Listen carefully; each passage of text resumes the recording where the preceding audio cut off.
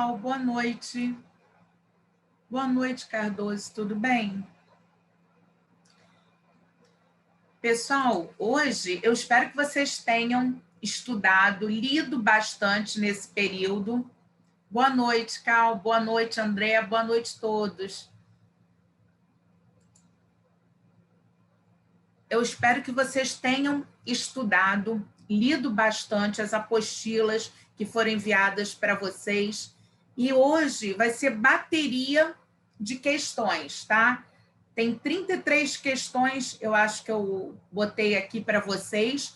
Na quinta-feira vai ser o dia de tirar dúvidas, mas hoje eu quero que vocês participem, vocês vão treinar essas questões para ver se vocês estão conseguindo acompanhar e fazer as questões, ok? Porque a teoria é uma coisa, na hora da questão é que a gente realmente vê se você assimilou ou não o conteúdo.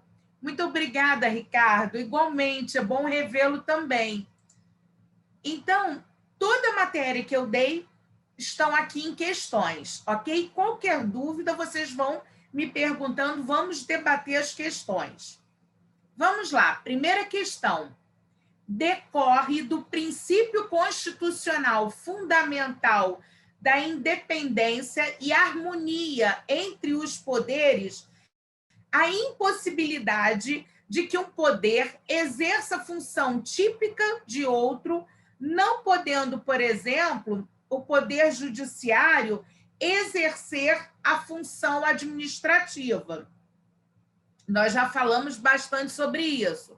A questão ela é grande, às vezes complexa, mas a gente tem que ver o que ela realmente pede e não confundir. Eu vou repetir com vocês. Decorre do princípio constitucional fundamental da independência e harmonia entre os poderes, né? Os poderes são independentes, a impossibilidade de um poder exerça função típica de outro, não podendo, por exemplo, o poder judiciário exercer a função administrativa. E aí?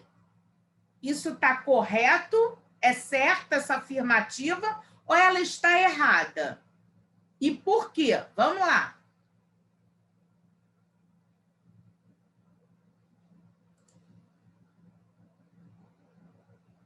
Aí, André, aí, Márcio, parabéns, ela está errada.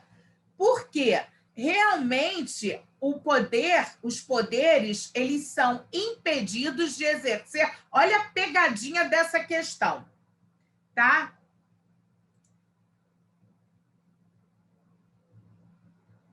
Isso mesmo, Cardoso, é verdade, perfeito. Isso aqui tá errado. Só que olha a pegadinha que eles fizeram. Aqui eles colocam que, em decorrência do princípio fundamental da separação dos poderes, os poderes eles são impedidos de exercer função típica de outro. Isso aí, correto. A função típica é de cada um, só poderia se fosse a função atípica. Mas aí é errada quando ele coloca, por exemplo, o poder judiciário exercer a função administrativa. É errado, porque, embora eles não possam exercer a função típica de outro poder, somente a atípica, o poder judiciário ele pode exercer a função administrativa, porque quando ele está exercendo a função administrativa, ele está exercendo de forma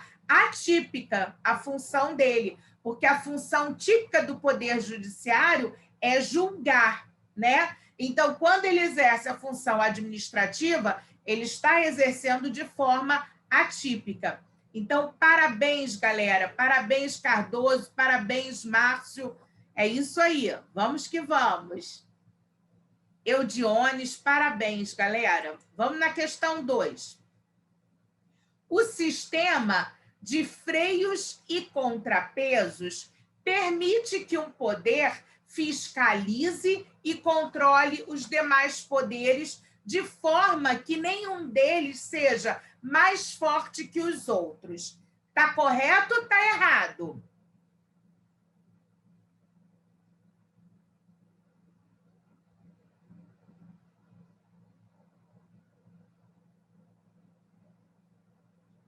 Nós estamos com 60 alunos hoje. Vamos ver quantos vão participar.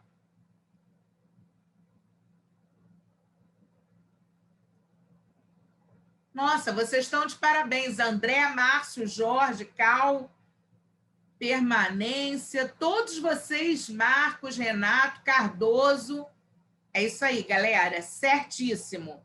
Certo. O sistema de freios e contrapesos nada mais é que o princípio da separação dos poderes, tá? É aquela teoria da separação dos poderes e que permite, sim, que um poder fiscalize e controle os demais poderes de forma que nenhum deles seja mais forte que os outros. É o controle da administração, lá aquela parte que nós demos. Ui. Isso aí, galera. Questão 3. No conceito de direito administrativo, pode-se entender ser ele um conjunto harmonioso de normas e princípios que regem relações entre órgãos públicos, seus servidores e administrados, no concernente às atividades estatais, mas não compreendendo. Aí vamos lá. A administração do patrimônio público. B, a regência de atividades contenciosas. C, nenhuma forma de intervenção na propriedade privada. D, o regime disciplinar dos servidores públicos e qualquer atividade de caráter normativo. Vou dar um tempo para vocês responderem.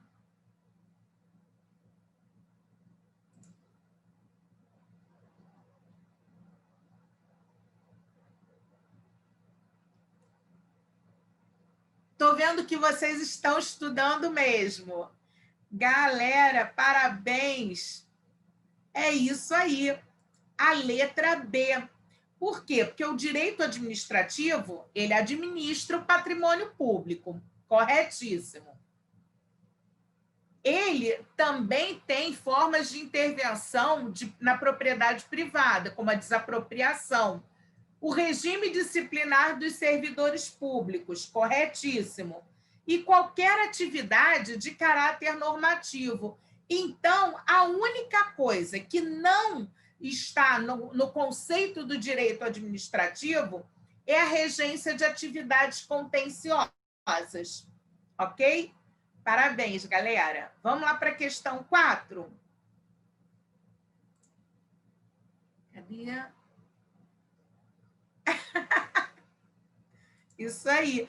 Mas isso mesmo, por exclusão, Cal, mas pelo que eu te expliquei aqui em cima, porque faz parte do direito administrativo a administração do patrimônio público. Então, realmente, você vai até por exclusão, se você não lembrar, que aí fica tão evidenciado que uma das funções do direito administrativo é justamente administrar o quê? O patrimônio público, que nenhuma forma de intervenção na propriedade privada, que ele administra o regime disciplinar dos servidores públicos, vide o regulamento da própria polícia, né? Cada um tem o seu regime e regulamento disciplinar para reger os seus servidores públicos. E é qualquer atividade de caráter normativo. O que é caráter normativo? Caráter que tem normas. Então, realmente, Cal, por exclusão, para quem não lembrar disso, seria a letra B. Ok? Pessoal, qual é a questão? Que letra A é? Vocês já estão respondendo a outra questão. Beleza. É isso aí. A primordial fonte formal do direito administrativo no Brasil é a lei, ok? Mas as outras também estão corretas, menos o vade-mecum. A principal fonte é a lei, mas secundariamente temos a doutrina, a jurisprudência, os costumes, os precedentes administrativos como fonte formal secundária. Na letra C da anterior, claro, peraí. Está falando aqui nenhuma forma de intervenção na propriedade, é isso? Não, essa letra C, pessoal, saiu errada, tá? Mas não compreendendo, poderia ser a C, porque pode ter intervenção na propriedade privada através de uma desapropriação. Então, isso aqui saiu errado. Forma de intervenção, se nenhuma, tem que voar daqui, ok?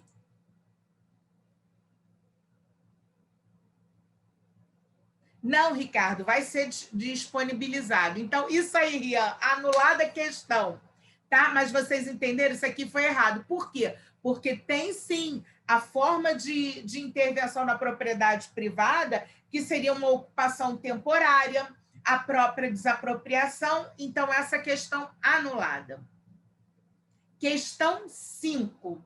A reiteração dos julgamentos no mesmo sentido, influenciando a construção do direito, sendo também fonte do direito administrativo, nós estamos falando de quem, galera?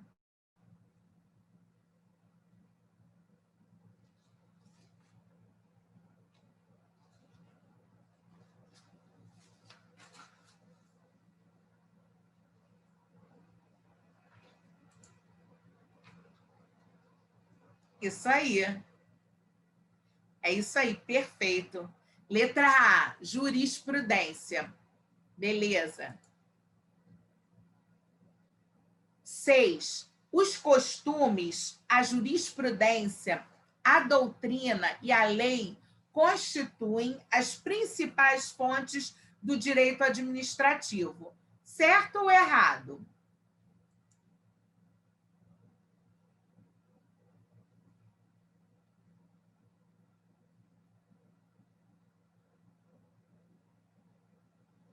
Oi, Rian. Sim, sim, nós estamos comentando. Qualquer dúvida, você pode falar aqui que eu comento. E aí? Certo, isso aí. Os costumes, a jurisprudência, a doutrina e a lei constituem as principais fontes do direito administrativo. Observação, aqui também pode colocar, se eles botarem precedentes administrativos, também faz parte das fontes. 7. Presta atenção na pegadinha. Em razão do princípio da eficiência, é possível, mediante licitação, a contratação de empresa que não tenha apresentado toda a documentação de habilitação exigida, desde que a proposta seja a mais vantajosa para a administração. Tá? Em razão do princípio da eficiência, é possível, mediante licitação, a contratação de empresa que não tenha apresentado toda a documentação de habilitação exigida, desde que a proposta seja a mais vantajosa para a administração. E aí, certo ou errado?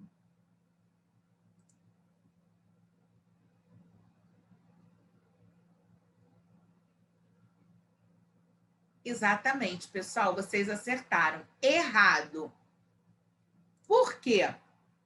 O erro aqui está no princípio da eficiência, porque é possível, sim, mediante licitação, quando não tem apresentado toda a documentação de habilitação, desde que a proposta seja mais vantajosa para a administração, eles dão um prazo, mas em razão do princípio do procedimento formal, que é aquele procedimento bem rígido, e justamente por esse princípio significa a não exigência de tanto, do excesso de formalismo, o que flexibiliza o licitante a apresentar posteriormente a documentação de habilitação, por algum motivo ele não ter entregue naquela hora, desde que a proposta seja mais vantajosa. Então, a pegadinha aqui é em razão de qual princípio? Não é do princípio da eficiência, e sim do princípio do procedimento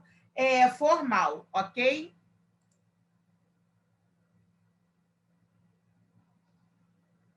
Não, Jaime, aqui no caso, é em razão do princípio que nós demos lá em licitações do procedimento formal, que flexibiliza, que justamente é para tirar um pouco daquele excesso de formalismo e flexibilizar a entrega numa data posterior, em virtude da proposta dele ser a mais vantajosa. Então, aí é em cima do princípio do procedimento formal. E não está ferindo a legalidade, por quê? Porque há previsão legal. Então, aí não seria em virtude do princípio da legalidade, não, mas do procedimento formal mesmo, ok? O que está errado aqui é o princípio da eficiência. Questão 8. É possível a própria administração pública anular ex officio os próprios atos por motivo de ilegalidade? Certo ou errado?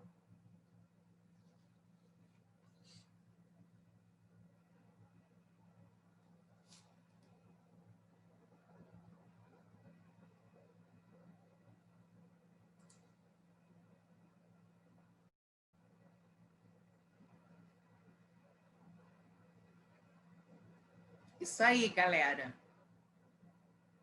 Isso mesmo, certo. Em virtude da autotutela. E vocês lembram, alguém sabe aí citar quais são as duas súmulas do STF que trata sobre a possibilidade da autotutela, que tem essa previsão? Alguém lembra aí a súmula? Não, é quase isso, Cardoso. Deus é maior, é isso aí. Uma delas é a 473, isso aí. Sim, Márcio, pode. E aí, a outra é a 346, né? Então, a 346, o que ela prevê? A administração pública pode anular os seus próprios atos. A 473, a administração pode anular seus próprios atos quando eivados de vícios que os tornem o quê? Ilegais. E aí, porque deles não originam direitos. Márcio, aí na 473, ele pode também revogá-los. Por motivo de quê? Quando é que a administração pública ela pode revogar? Sim, a revogação é um mérito, que entra a conveniência e a oportunidade. Isso aí, Renato. É a conveniência e a oportunidade, ok? Isso mesmo. Que é o mérito. 9. Os tribunais de contas são órgãos vinculados ao Poder Executivo, que o auxiliam no exercício do controle externo da administração pública, sobretudo controle financeiro. E aí, certo ou errado?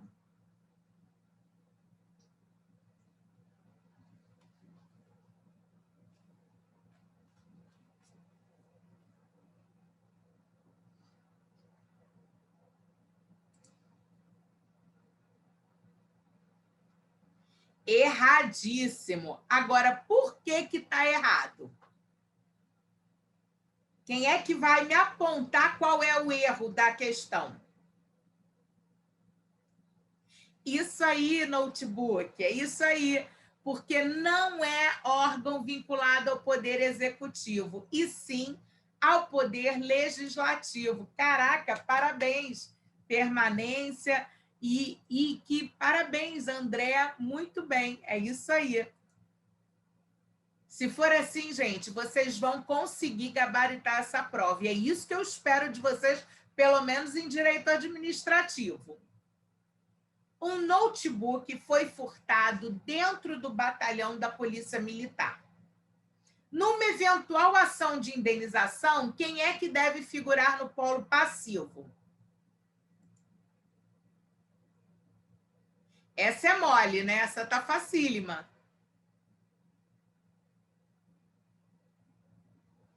Ninguém errou.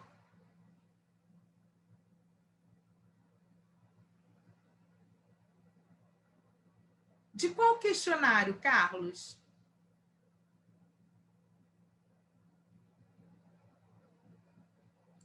É isso aí, pessoal. Eu só não entendi qual é o questionário, Carlos. Letra B, o Estado do Rio de Janeiro. Por quê? Porque o Estado do Rio de Janeiro tem personalidade jurídica. O comandante-geral, o comandante do batalhão, o governador são subordinados ao Estado do Rio de Janeiro. Ah, tá, entendi. É de outro questionário. Ah, é de outro questionário. Aqui, a letra é C, Carlos. A resposta, letra C. 11. O direito administrar... Esse aqui, Carlos, é um outro... São outras questões, tanto que são 33 questões, tá? Eu acrescentei.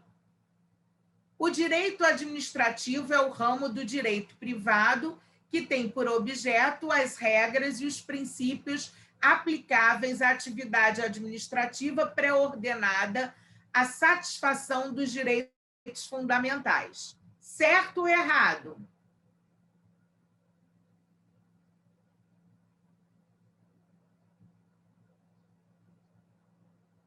E aí?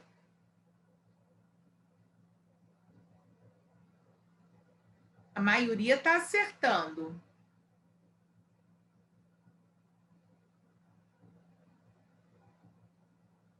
Isso aí, Mota. Parabéns.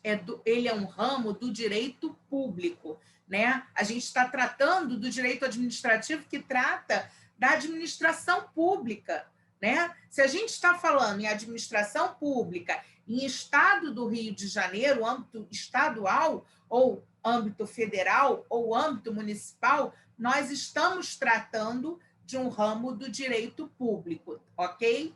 Então, cuidado com as pegadinhas. O resto todo está correto. Só aqui que tem essa pegadinha, tá? Desculpa. Vamos lá na questão 12.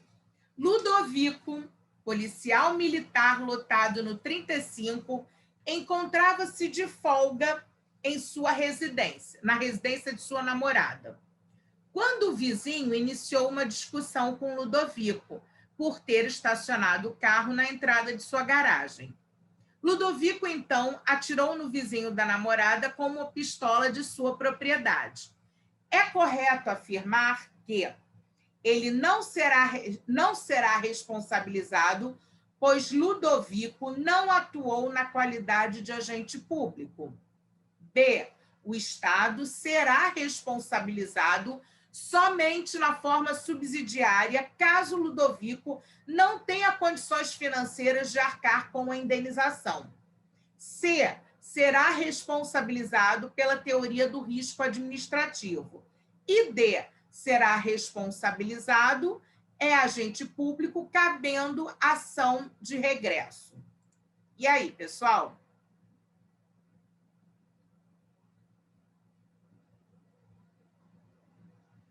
Isso aí. Todo mundo aí está acertando. Letra A. Isso mesmo. Por quê? Porque ele estava de folga, ele não estava de serviço. Então, o Estado não pode ser responsabilizado se seu agente público encontrava-se de folga e com sua própria arma. Aqui, o Estado só seria responsabilizado de forma subsidiária se Ludovico estivesse de serviço. E caso ele não tivesse condições financeiras de arcar com a indenização, aí, de forma subsidiária, o Estado seria condenado a indenizar. E a teoria do risco administrativo é aquela teoria já que é uma responsabilidade objetiva do Estado, que ela tem que administrar independentemente de culpa. Lembra? De quem tem a culpa ou não. E aqui a ação de regresso que, caso o Estado seja indenizado, seja condenado a indenizar, necessita do quê para ter a ação de regresso? Eu quase acabei falando.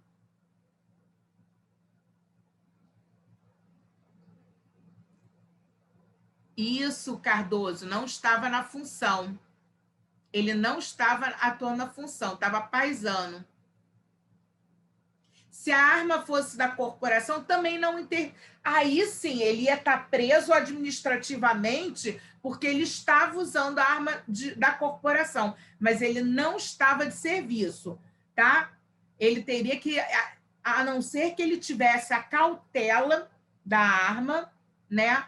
Aí é independente, porque a questão mais importante aqui, Cal, é que ele não estava de serviço. Se ele acautelou a arma da corporação e atirou, mesmo assim, o Estado não responde indenização, mas ele, com certeza, ele teria que responder pelo crime e pela parte administrativa. Mas o Ludovico está muito preso, homicida. Sim, ação regressiva contra o agente. Isso mesmo, Cal, transitado em julgado. Só cabe ação regressiva, ação de regresso, se o Estado ele efetivamente foi condenado, se ele pagou e transitou em julgado, ou seja, não cabe mais nenhum recurso. Isso é o trânsito em julgado.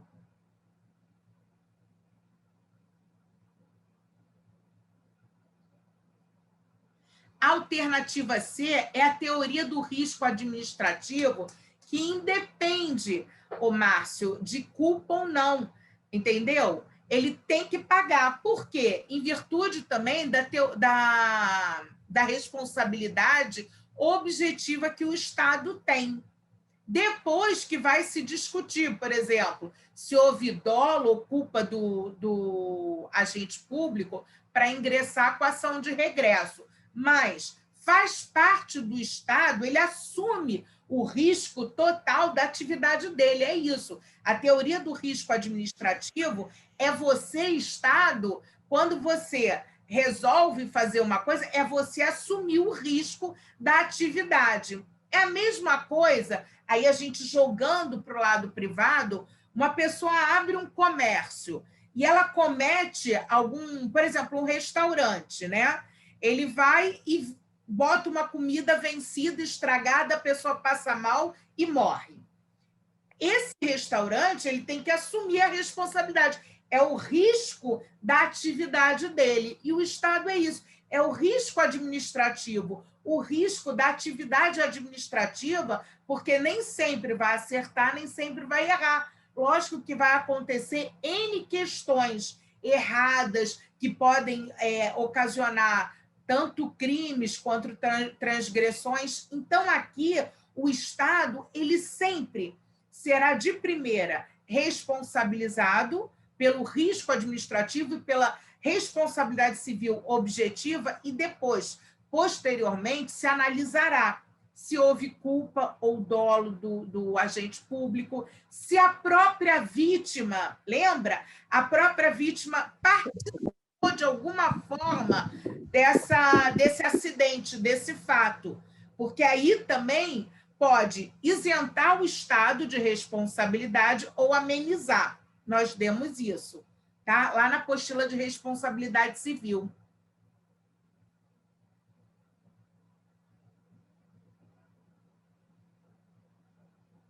Ah, não, aí não, João. Não cabe ação de regresso com trânsito em julgado sem condenação. Tem que haver a condenação e, efetivamente, o Estado tem que pagar. Aí sim, transitou em julgado, beleza. Aí ele responde. Essa aí já fizemos a questão. Ah, não era 11, mas nós já fizemos lá em cima. Não, mas não é certo, não. É errado. porque ele é um ramo do direito público, tá?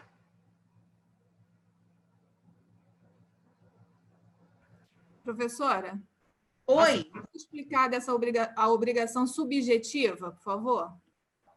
A gente pode explicar... Quem está falando? Desculpa. Meu nome é Kelly. Hã? Meu nome é Kelly. Oi, Kelly.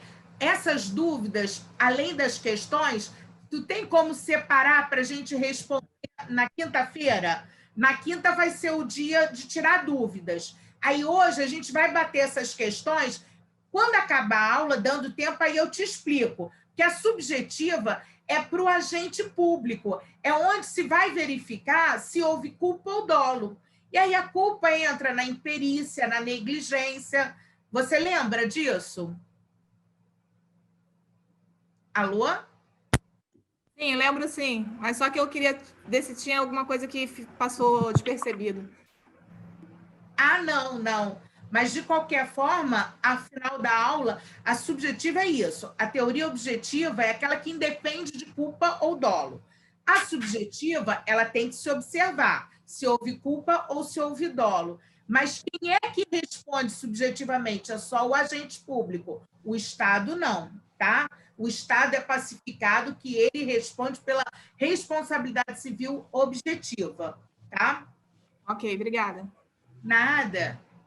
Vamos lá. 13. Um policial militar, de nome Leôncio, encontra-se de folga. Estava com sua esposa numa boate quando outro policial militar, de nome Demétrios, também de folga, mexeu com a esposa de Leôncio.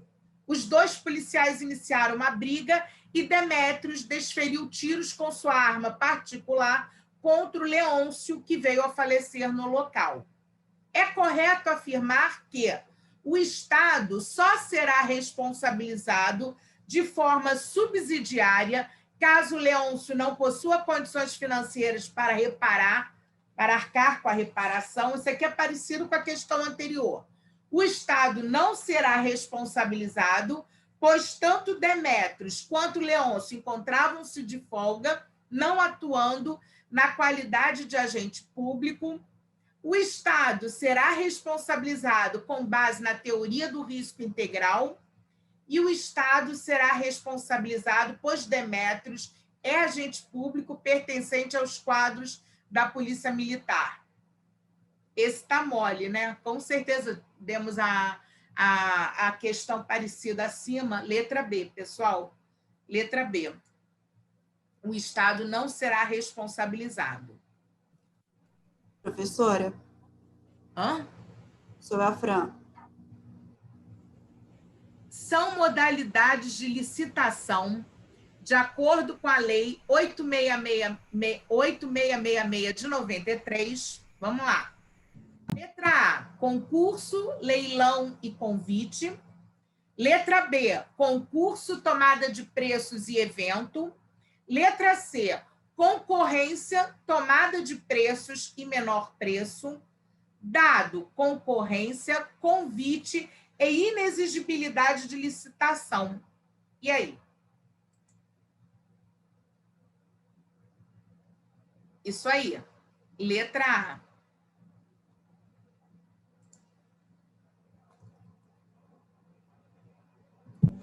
Professora? Oi? Ah, é a Fran. Oi, Fran. Então, esses questionários, a senhora vai disponibilizar depois, porque tem um aluno aqui falando no WhatsApp que está tendo inconsistência com o gabarito passado nas 25 questões que a senhora tinha me passado. Duas questões, o gabarito saiu errado, já falei aqui com eles, mas eu vou passar esse material porque eu acrescentei mais questões e eu não quis passar antes, porque eles iriam fazer, entendeu? Eles iam pegar e procurar para saber. Aí ia ser mole, entendeu? Eles com certeza fizeram com consulta, Fran. Ótimo. Entendeu? Aí eu quis botar umas para pegar eles justamente para ver, porque lá eles não vão ter consulta. Perfeito, professora. Já tirou a dúvida aqui do aluno. Tá bom. Mas Obrigada. eu vou mandar, tá? E vou mandar com gabarito e com explicação para eles. É que eu realmente... Porque aí não adianta de nada para eles, se eles fazerem os questionários em consulta. Eles não vão, entendeu? Assimilar, Perfeito. tá? Aí posso voltar agora? Claro, pode sim. Bom, pessoal, vocês responderam a 14? Vamos lá, que a gente estava falando aqui outra coisa. Obrigada, Ricardo, obrigada mesmo. Porque, pessoal, o importante é vocês saberem fazer essas questões sem consulta, ok? Porque no dia da prova não vai ter consulta, então a gente tem que bater nisso. Cardoso, parabéns! Isso aí, pregão por outra lei. Não só o pregão, mas também a consulta. Tá? A consulta é o artigo 37 da 9986 de 2000. Parabéns! É concurso, concorrência, tomada de preço, convite, leilão. São as 5 modalidades lá da 8666 de 93. Mas aí temos o pregão, como o Cardoso colocou muito bem, que é a Lei 10.520, e também a consulta, que a consulta ela é artigo 37, Lei 9986 de 2000. É isso aí, Cardoso. Gente, me dá maior prazer ver vocês respondendo, sabendo e entendendo e aquilo, sem precisar consultar, ok? Tem sim a consulta, são 7. Então, vamos lá. A concorrência, tá? A tomada de preços, o convite, o concurso e o leilão estão ali, na Lei 8666/93. O pregão está em outra lei, como o próprio Cardoso falou, 10.520. E a consulta no artigo 37 da Lei 9986 de 2000, tá? Queria ter um filho assim. Pessoal, eu vou mandar esse material para vocês. Muitas questões eu não mandei antes, justamente para pegar vocês de surpresa, para ver se vocês estão sabendo, ok? Isso aí, Regis, consulta. Então, a questão aqui correta é a A. Por que as outras não estão corretas? Na letra B, concurso e tomada de preços, ok. Evento, não. Evento não é modalidade de licitação. Na C, concorrência e tomada de preços é a modalidade de licitação. Porém, menor preço não é modalidade de licitação. E na D, concorrência e convite são modalidades, porém, a inexigibilidade de licitação não é modalidade de licitação, ok? Vamos lá. Quanto ao controle da administração pública, a autotutela constitui espécie de qual controle, pessoal?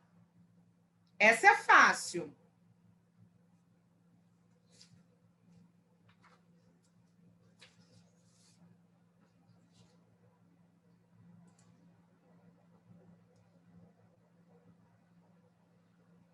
Isso aí. Isso aí, galera. Afiados. Letra D, delta, administrativo, do controle administrativo. 16. Leôncio recebeu comunicação da autoridade competente de que seu requerimento de providências da administração fora indeferido. Nos termos do controle da atividade administrativa, usualmente aceitos, o administrado poderá requerer à autoridade competente.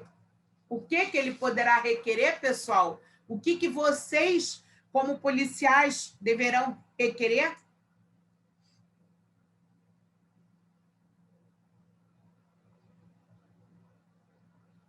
Exatamente. BBBBBBB. Isso aí, pedido de reconsideração. Ok, perfeito.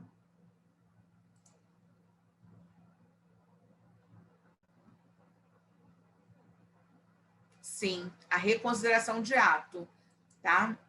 É isso aí. Saiu da onde ele estava. 17.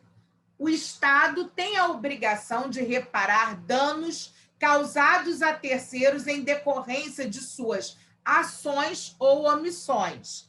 Assim, quando um policial militar, no exercício de suas funções, ao adentrar com um caveirão numa viela dentro da comunidade para coibir ação criminosa, colide com vários veículos que lá encontravam-se estacionados, causando, assim, prejuízos patrimoniais a terceiros, de acordo com o parágrafo 6º do artigo 37 da Constituição, gera ao Estado a obrigação de indenizar em razão da... Nós falamos agora há pouco.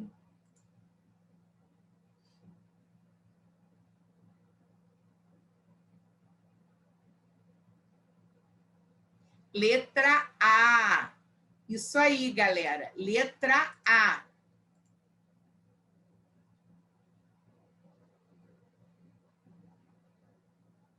Perfeito.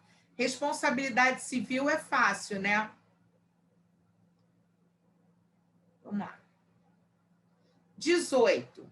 João, policial militar, sofreu um acidente e foi operado de emergência no Hospital Federal de Bom Sucesso. Devido a complicações na cirurgia de João, o Hospital Federal transferiu João para o HCPM. Diante do erro médico, João pretende ajuizar o quê?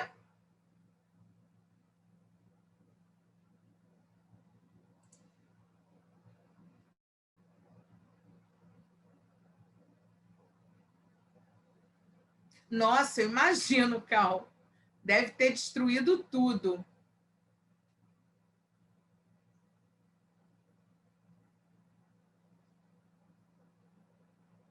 Parabéns, Áurea. Parabéns, iPhone de Edvan. Não, galera. Não. É o habeas data. Muito bem, Euclides. Lembra do habeas data, quando a gente fala que quando você tem qualquer prontuário médico, qualquer coisa a teu respeito, qualquer registro a seu respeito, que você tem o direito de ter acesso, mas não te dão o acesso, você vai se fazer valer o quê? De qual remédio constitucional para fazer valer o seu direito a ter acesso a teus dados? É o habeas data. Por quê? Para ele entrar, para João ingressar com uma ação, ajuizar uma ação judicial, ele precisa antes ajuizar um habeas data, para ele ter toda a documentação do Hospital Federal que negou, que não deu. Lógico, eles não deram porque sabiam que tinham cometido um erro médico e não quiseram dar o prontuário dele. Isso aqui eu até dei na aula, o exemplo aconteceu com um cliente meu. E aí nós nos socorremos do habeas data, juizamos o habeas data para que o Hospital de Bom Sucesso entregasse em juízo toda a documentação dele, prontuário, exames, tudo que foi feito. Aí sim nós ingressamos com ação indenizatória contra a União, porque o hospital é federal. Aí nós ingressamos na esfera da União Federal.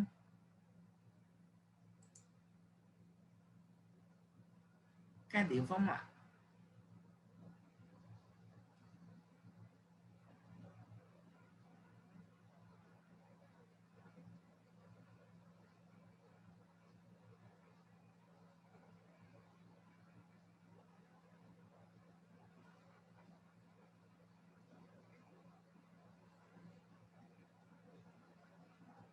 A questão está meio incompleta, né, Carlos? Isso mesmo.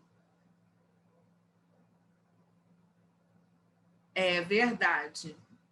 Mas aí agora a gente esclarecendo, principalmente porque foi um exemplo dado na aula. Vocês, a maioria não lembra, né?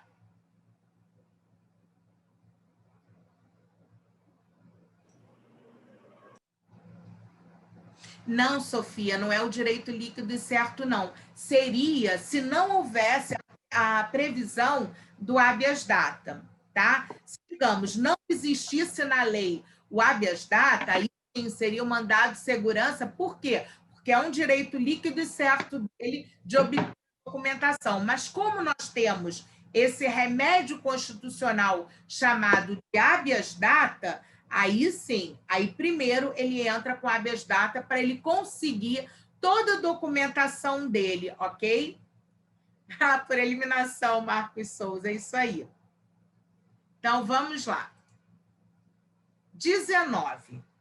Após regular procedimento de licitação, uma autarquia celebrou, nos termos do edital, contrato de prestação de serviços com a empresa adjudicatória pelo prazo fixo de 2 anos, vedada, proibida qualquer prorrogação. Ótimo. Todavia, vencido esse prazo de 2 anos, a empresa permaneceu prestando serviços por mais 3 anos, sem, contudo, ter sido celebrado nenhum aditivo contratual. O que é o aditivo contratual?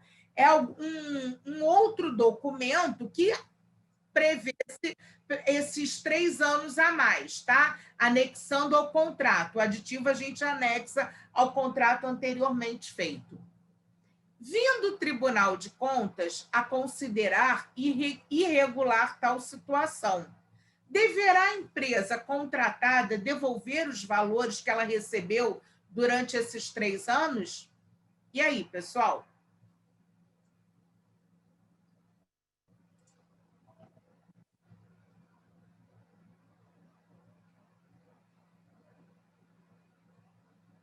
Ricardo, não, mas qual letra? Não, qual letra, pessoal? Não é um não, não. Tem que aqui, porque tem, ó. Qual letra?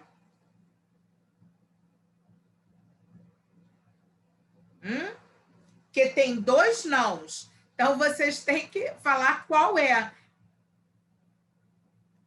Ah, tá aqui, ó. Sim, sim, porque o edital não estabelecia a possibilidade de prorrogação do contrato. Não, pelo princípio da vedação do enriquecimento sem causa, podendo, no entanto, sofrer punição, multa, declaração de inidoneidade. Não, porque se trata de prestação de serviços e o prazo total não ultrapassou 5 anos, e sim, a não ser que a prorrogação tenha ocorrido por demora por parte da autarquia na finalização de novo procedimento licitatório. E aí?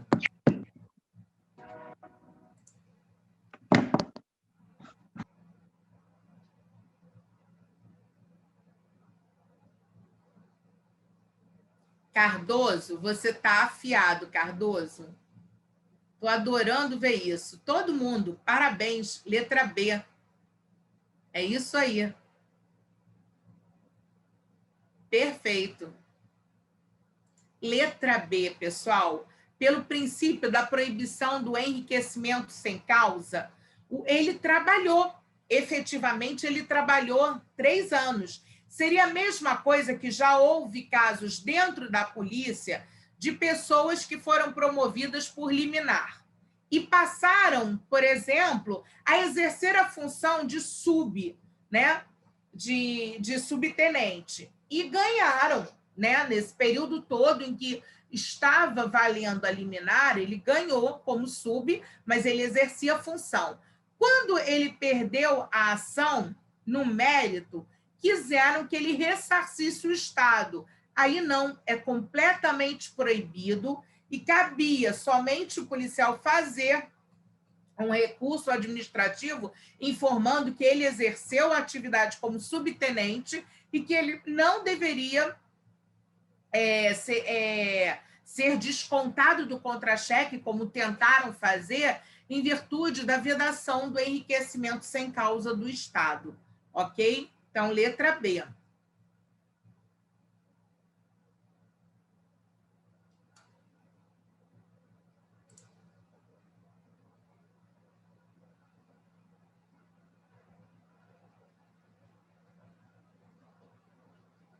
né? Não é o princípio da boa-fé, nem o desvio de função. Aqui é pela vedação, pela proibição, galera, do Estado enriquecer sem causa. Porque aí, se ele vai ter a devolução desse valor, mas aí como é que ele vai devolver os 3 anos que a empresa prestou serviços? Porque ela efetivamente ela prestou, se ela estava errada ou não, né? Quem deveria buscar também a fazer esse aditivo contratual, então aí se tem a cominação da multa, que teria que pagar sim, e uma declaração de inidoneidade. É uma pessoa que não é, que você não pode confiar, é inidônea.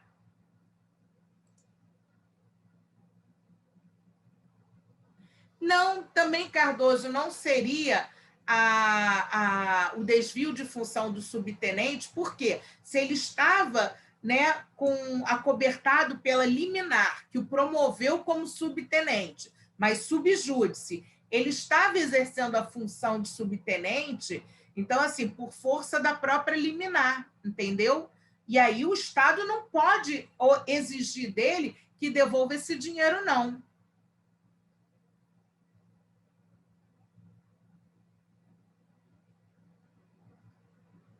Não, o Antônio Carlos, a negativa, eles não podem negar um habeas data. Se negar, na própria peça, quando a gente faz o habeas data, a gente coloca ali multa para quem desobedecer. Então, assim, não seria o caso de entrar com mandado de segurança, porque a autoridade estatal ela tem que obedecer, sim. Não tem aquele ditado, decisão judicial não se descumpre, se obedece. Entendeu? Não se questiona, se obedece. Aí, se a pessoa quer ousar e descumprir, aí ela vai ser multada também, tá? Mota, qual pergunta que você quer que eu mostre novamente? Nada, Antônio. Mota, qual a pergunta? Ah, peraí. Essa aqui? É a 19 que você quer.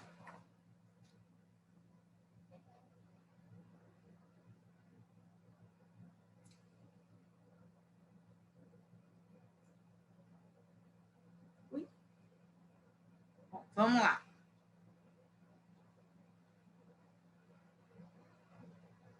No mandado de segurança preventivo, inexiste a aplicação do prazo decadencial de 120 dias. O prazo para impetração do mandado de segurança preventivo é de 120 dias e de natureza prescricional. O impetrante terá 180 dias para impetração e o prazo é decadencial. O prazo para impetração é de 120 dias, podendo ocorrer sua suspensão ou interrupção. Também incide o prazo prescricional de 120 dias.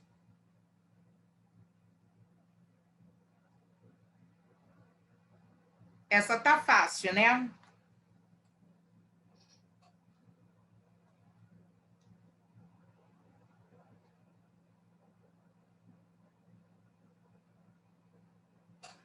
Isso aí, pessoal.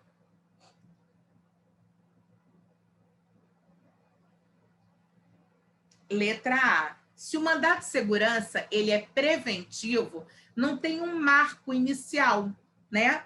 Então, o mandado de segurança só teria o prazo de 120 dias a partir de um marco. O preventivo, a palavra já diz, é para prevenir algo que vai acontecer, prevenir um fato, tá?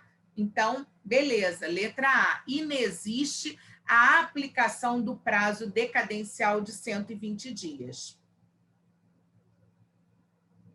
21. Determinado bem imóvel privado está ameaçado de ruir.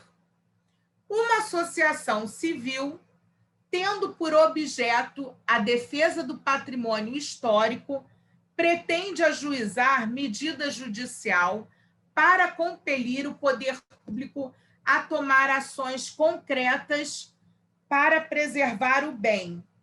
O advogado da associação consultado sugere 3 possibilidades. Uma, ação popular. 2, ação civil pública. 3, ação de desapropriação.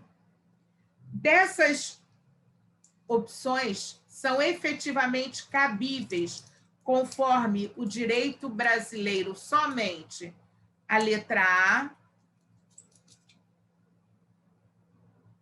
que é a ação popular, a letra B, que é a ação civil pública, a letra C, que seria ação popular e ação civil pública e a ação de desapropriação, letra D, ação civil pública e ação de desapropriação, ou letra E, que é ação popular e ação civil pública. E aí, pessoal?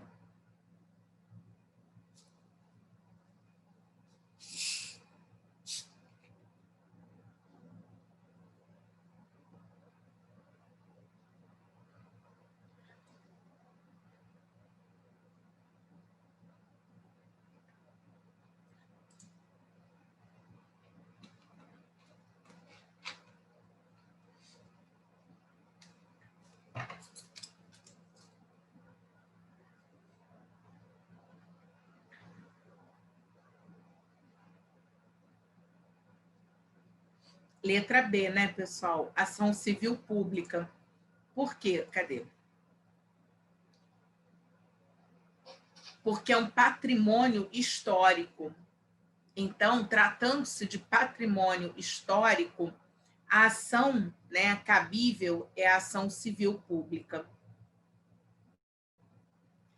22. Servidor demitido do serviço público após processo disciplinar que constatou seu envolvimento em ilícito administrativo, pode vir a ser reintegrado no cargo se, em instância criminal, posteriormente, ele obtiver sentença de absolvição referentemente aos mesmos fatos. Aí vamos lá. Letra A. Sim, se a absolvição criminal for fundamentada na negativa de autoria ou da existência do crime. B. Não, porque as jurisdições penal e administrativa são independentes. C. Sim, desde que a demissão não tenha ocorrido por suficiência probatória. E D. Não, porque na esfera administrativa também há processo formal com o objetivo de extração da verdade real. E aí, pessoal? O problema é teu.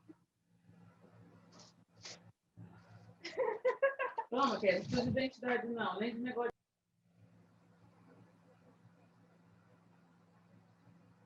E aí? Está dividido. Quem é que vai ganhar? Letra A ou letra B?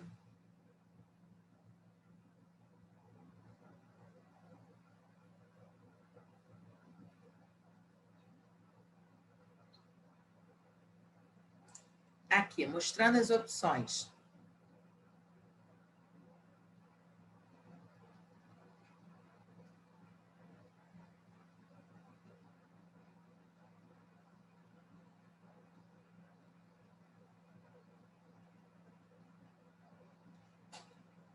Prestar atenção, pessoal, na pegadinha?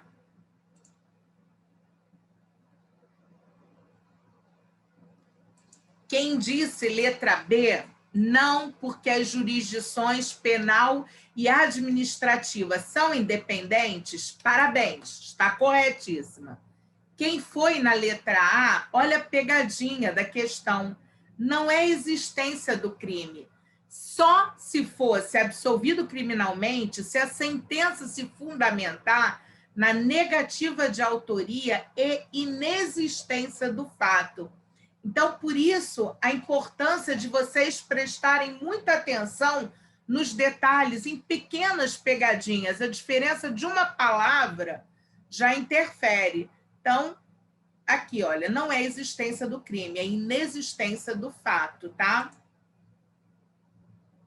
É isso aí, pegadinha boa. E eu preciso botar essas pegadinhas para vocês, justamente para vocês pensarem, porque na prova vai ter essas cascas de banana.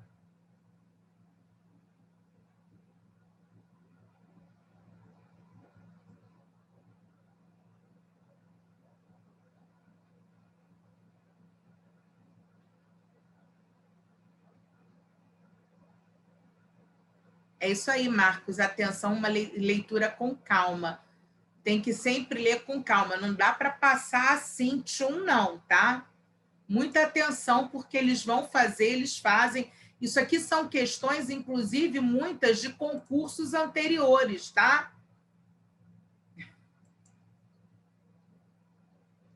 23.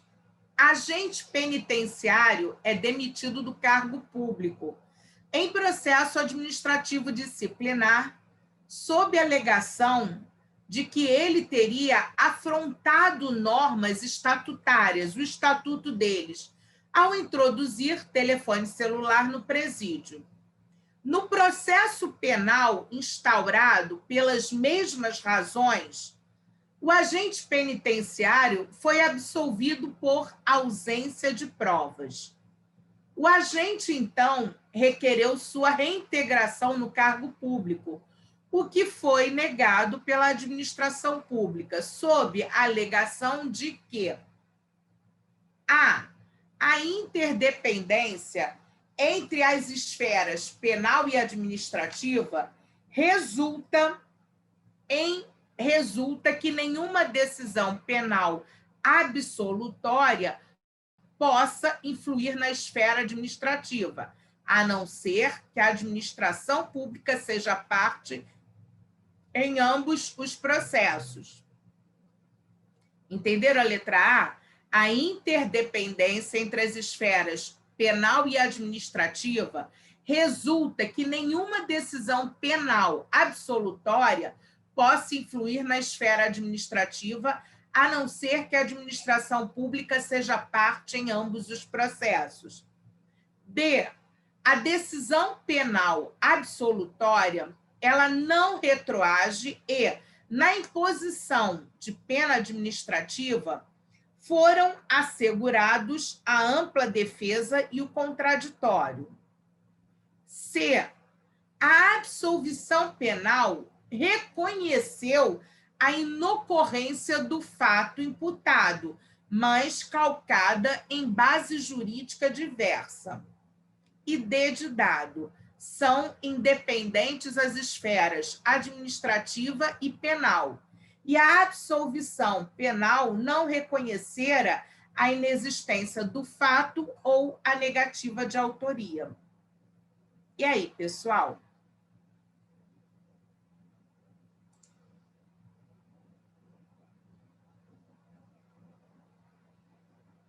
Rian, acontece demais, muito mesmo. Por isso que a gente tem que sempre, quando acontece isso, quando existe uma ação penal ao mesmo tempo que uma ação administrativa, o advogado tem que sobrestar a ação administrativa até a decisão final, o trânsito em julgado da ação penal. É isso aí, pessoal. Parabéns. É letra D. Sim, parece. Infelizmente, Rian, infelizmente.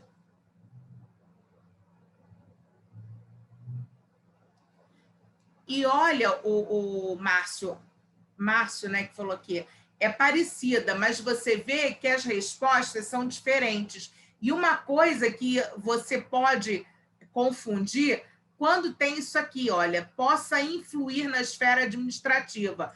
Quando ele coloca que resulta que nenhuma decisão penal absolutória possa influir na esfera administrativa. Errado. Por quê?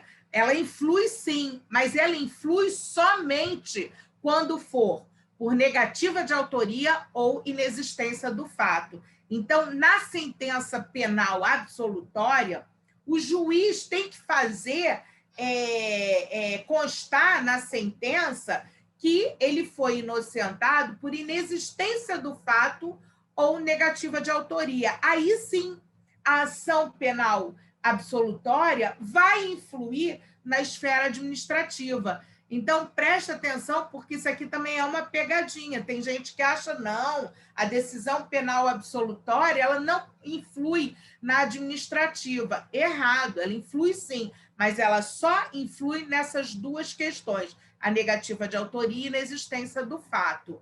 Então, presta bem atenção nesse detalhe. Alguém aqui botou alguma coisa? Isso, Rian. Questão 24. Considera-se como agentes públicos aqueles que são responsáveis pela manifestação de vontade do Estado e pelo exercício da função pública, que pode ser remunerada ou gratuita, definitiva ou temporária, com ou sem vínculo formal com o Estado. Considerando o enunciado acima, o conceito de agentes públicos está certo ou errado?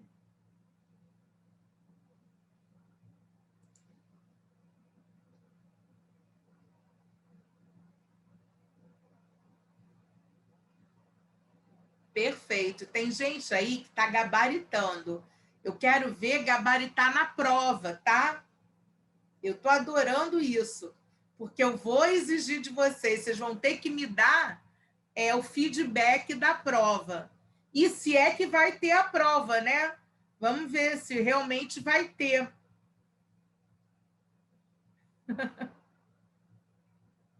Essa foi mole, né? Cardoso, eu vou ficar no teu pé, hein? Eu quero ver tu gabaritar, garoto. Questão 25.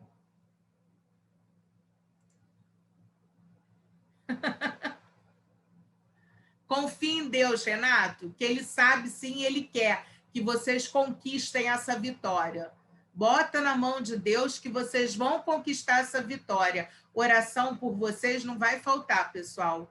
Só no dia me confirma se realmente vai ter a prova ou não. É isso aí. Com relação às normas que regulam o processo administrativo, no âmbito da administração pública federal, julgue o item abaixo. Vamos lá.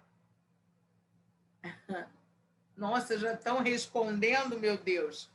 Os fatos administrativos deverão ser motivados com indicação dos fatos e dos fundamentos jurídicos, exceto quando decorram de reexame de ofício.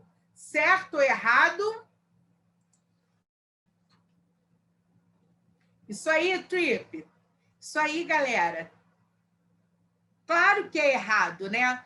Porque todo ato da administração pública, todo tem que ser motivado, né, com indicação dos fatos e dos fundamentos. Sempre tem que ser públicos também.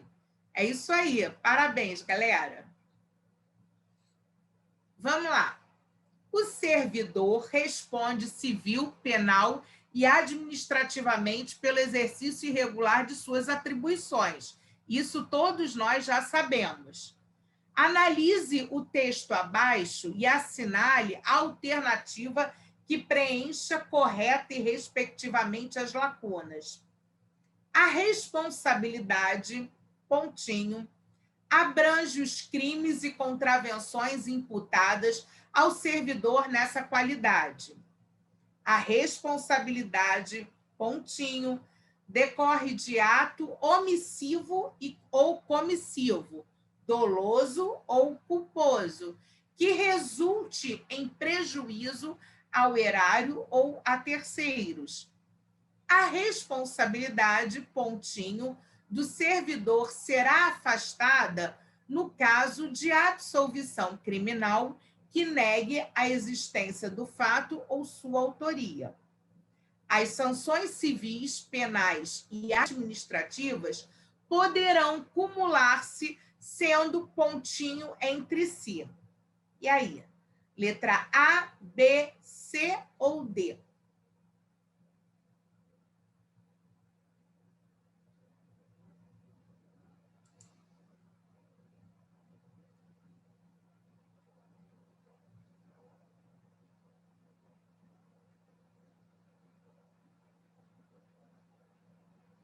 É isso aí, galera. Cadê você, Cardoso? Responde aí. Tá todo mundo acertando. Vou dar mais um tempo para ver se mais gente responde.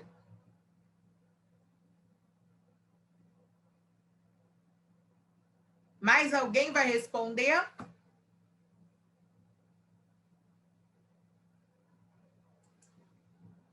Letra A, galera.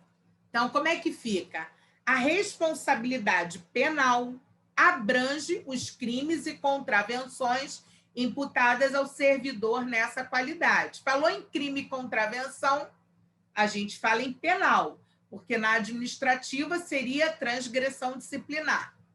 A responsabilidade civil decorre de ato omissivo ou comissivo, doloso ou culposo, que resulte em prejuízo ao erário ou a terceiros. A responsabilidade administrativa do servidor será afastada, aqui, ó, no caso de absolvição criminal, olha como ela interfere, desde que ela negue a existência do fato ou sua autoria. E as sanções civis, penais, administrativas poderão cumular-se, sendo independentes entre si. Ah, entendi, Roger.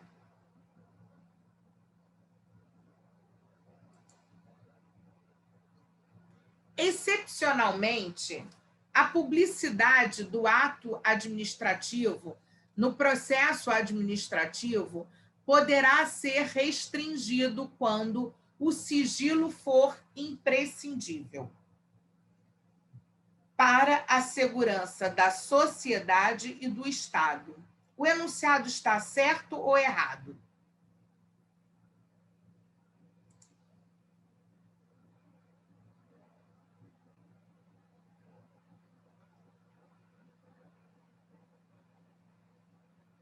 Galera, parabéns.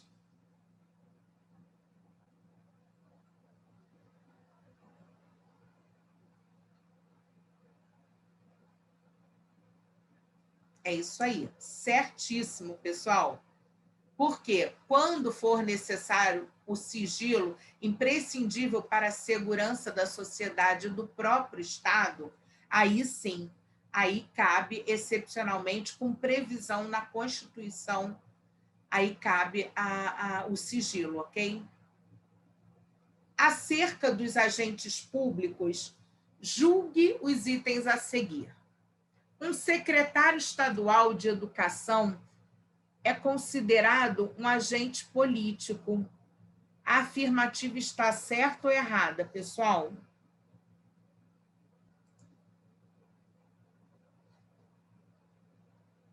É isso aí.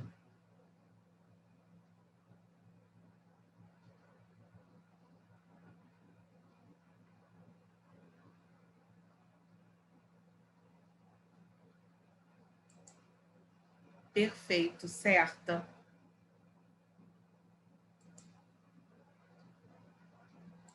Vocês estão afiados, parabéns. 29.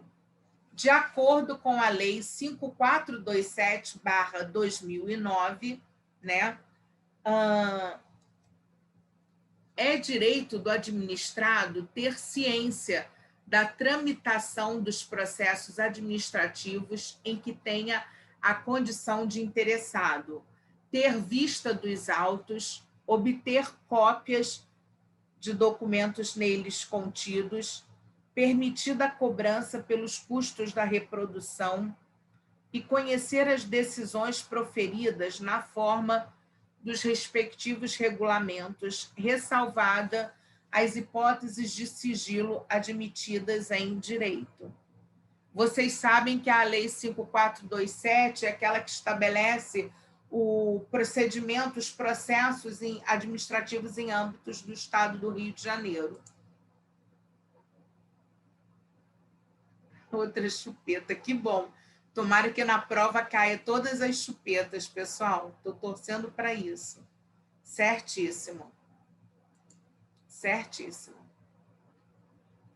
É permitida a instauração de processo administrativo disciplinar com base em denúncia anônima, em face do poder, dever de autotutela imposto à administração.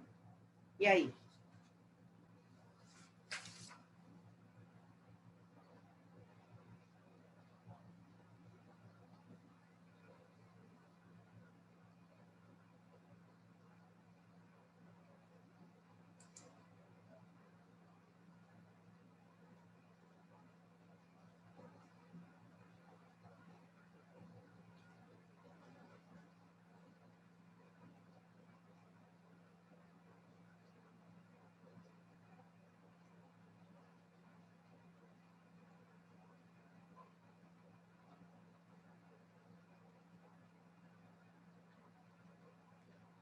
Pessoal, a maioria errou essa questão. O Regis acertou, a Áurea, o Frederico acertaram, o Cal acertou, Ricardo. Isso aí, Flávio. Desde que haja uma sindicância, permanência, isso aí tem que ser apurado, Marcos. Pode, pessoal, pode sim. Porém, ela tem que ser motivada e com amparo numa investigação ou numa sindicância, tá? E isso foi estabelecido, foi determinado pela súmula 611 do STJ. Muita gente se engana, inclusive tem advogado nos conselhos de disciplina que, alegam que não poderia ser instaurado o processo administrativo disciplinar porque eles desconhecem a súmula 611 do STJ, que sim, que prevê a possibilidade, porém tem que ser motivada e tem que vir após uma investigação ou uma sindicância. Não, não está incompleta, não. Ela está perfeitinha, o Marcos. Essa questão, ela não está incompleta, tá?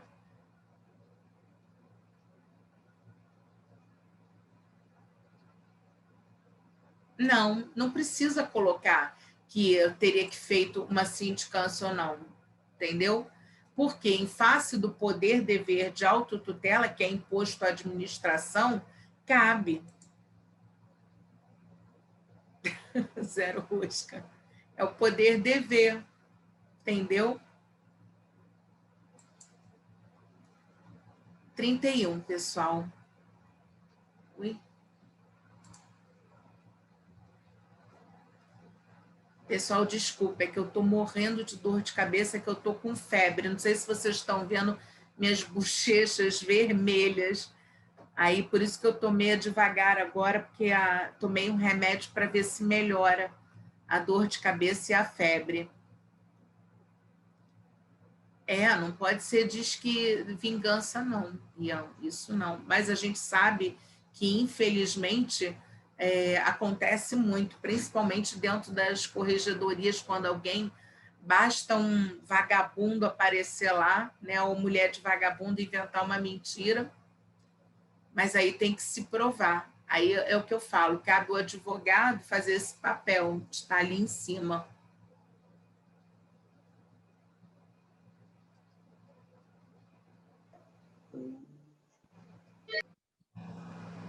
Isso aí, permanência. Colocou perfeito. Obrigada, querido.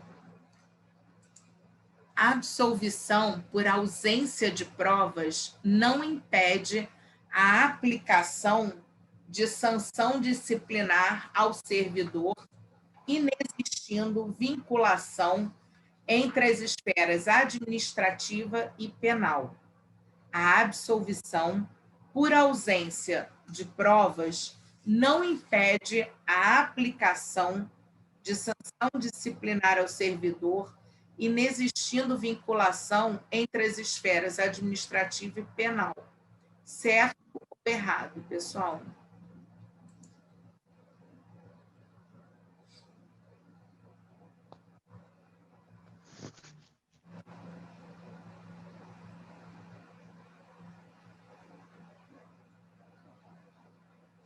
Ah, sim, Ricardo, com certeza. Eu entraria. Eu sempre falo isso para os meus clientes. Cabe entrar com uma ação contra o denunciante para esses vagabundos tomarem vergonha na cara e pararem de entrar com denunciação caluniosa. A hora que todos vocês se unirem e começarem a fazer isso, porque você vê, vagabundo tem cara de pau de ir na justiça e entrar com ação de indenização. Então, vocês, mais do que ninguém, como policiais, têm que fazer isso também, fazer valer quando tiver denunciação caluniosa. Sim, Renato, só inexistência de fato ou negativa de autoria. Aí, pessoal, isso mesmo. A resposta está corretíssima.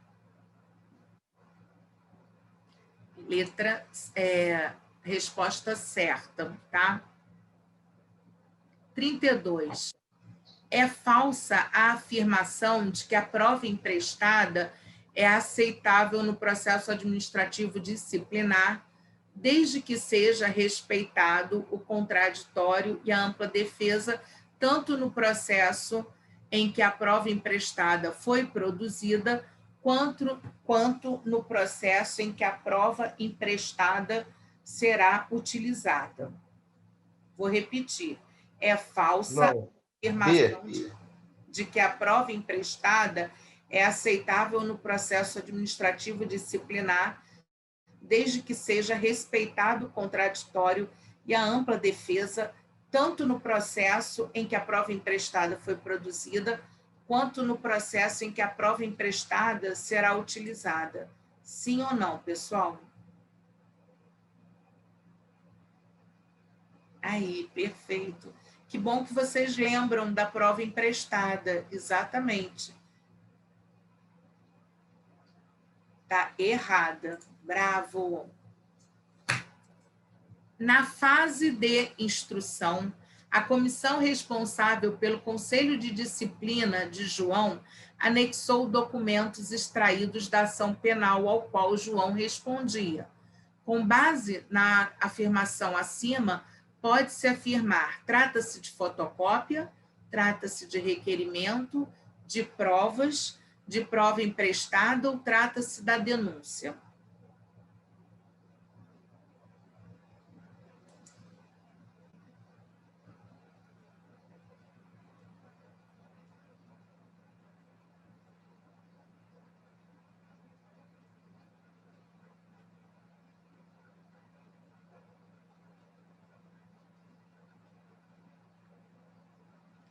Aprovados, todos vocês. Ah, volta a pergunta. Está vendo agora, Antônio?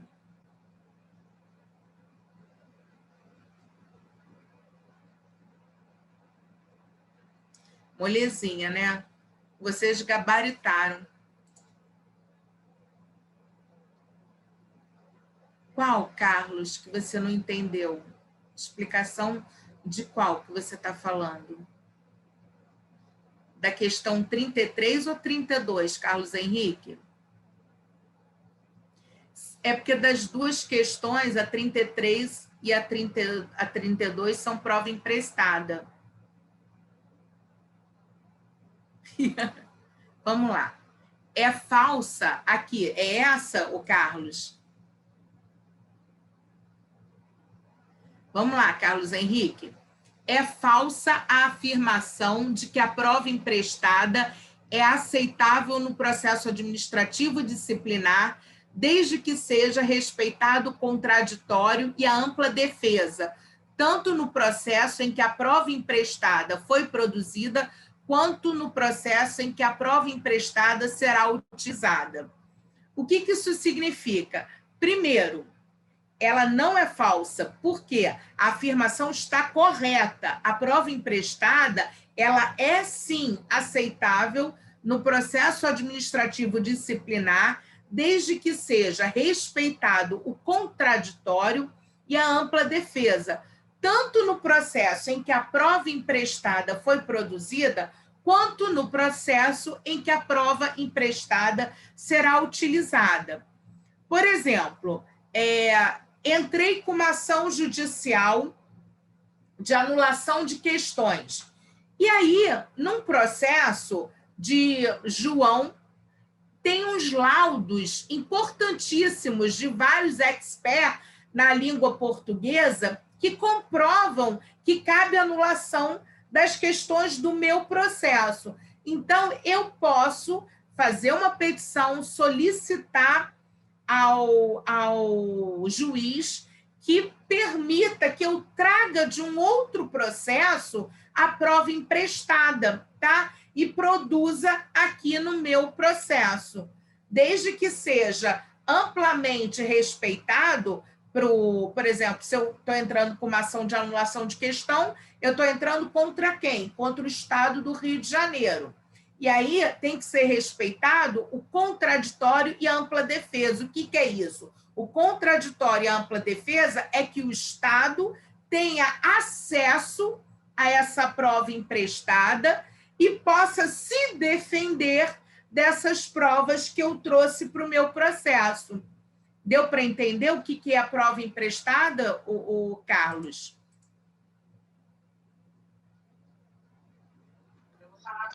Professora, deu para entender. A minha dúvida é que a questão está dizendo que é falsa a afirmação. E se a afirmação realmente é falsa, a resposta seria A, sim ou não. Porque a senhora falou B. Aí eu fiquei confuso. Não, porque não é falsa, por isso que é não. Entendeu? Porque aqui, olha, qual é a questão? É permitida, né, a prova emprestada, ela é aceitável. Só que aqui a questão diz que é falsa essa afirmação. Ou seja, ela diz que não é a mesma coisa que dizer não é permitida a prova emprestada. Entendeu? Deu para entender, Carlos? Porque não é falsa. Então, sim, eu entendi. Mas ela é assim, falsa. se é falsa, a resposta é uma afirmativa. Se a afirmativa seria sim, não é isso? Não, é não. Ou engana? Não, é não, porque ela não é falsa, ela é verdadeira. A afirmação. Eu não estou conseguindo te acompanhar.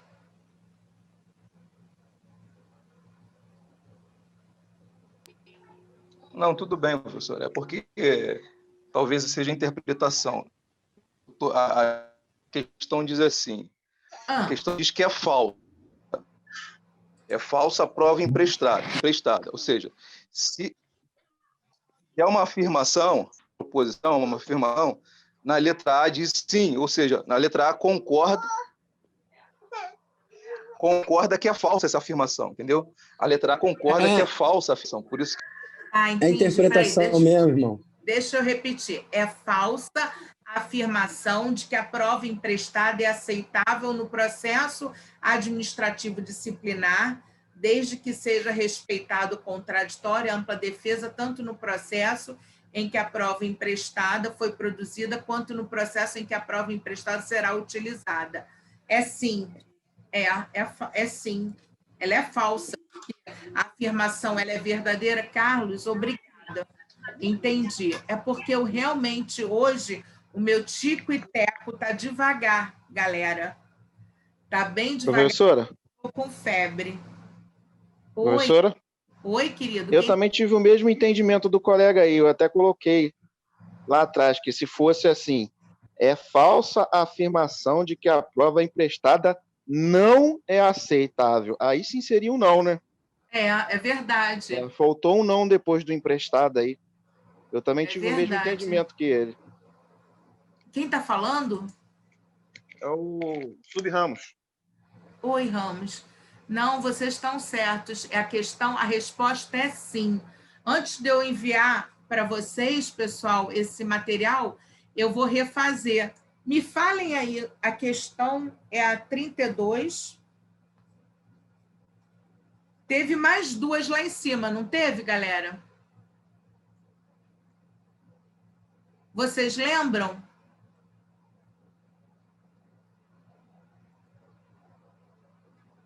Vocês lembram qual foi a outra questão?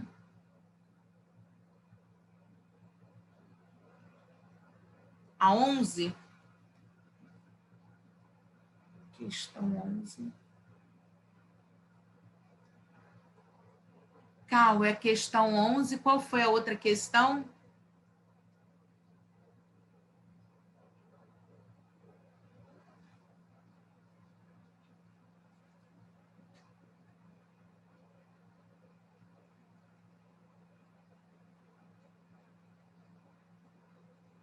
Ok, eu vou mandar, vou refazer essas questões e vou mandar para vocês amanhã, tá bom? Sem falta.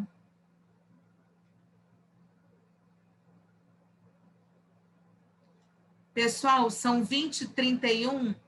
Eu vou dar uma parada aqui, porque realmente eu não estou aguentando, com dor de cabeça e com essa febre. Eu peço desculpas a vocês e na quinta-feira preparem as dúvidas. Eu vou trazer mais questões e aí a gente vai dar 2h30 de aula. Pode ser, pessoal? Pode ser, Fran? Pode sim, só lembrando que vai começar às 8h30 na quinta-feira. 8h30? Isso.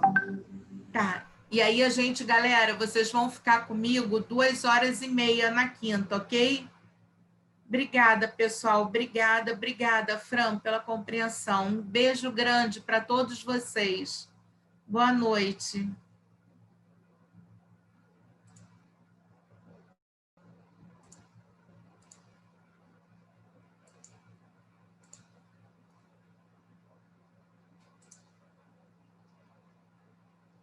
Obrigada, pessoal. Obrigada.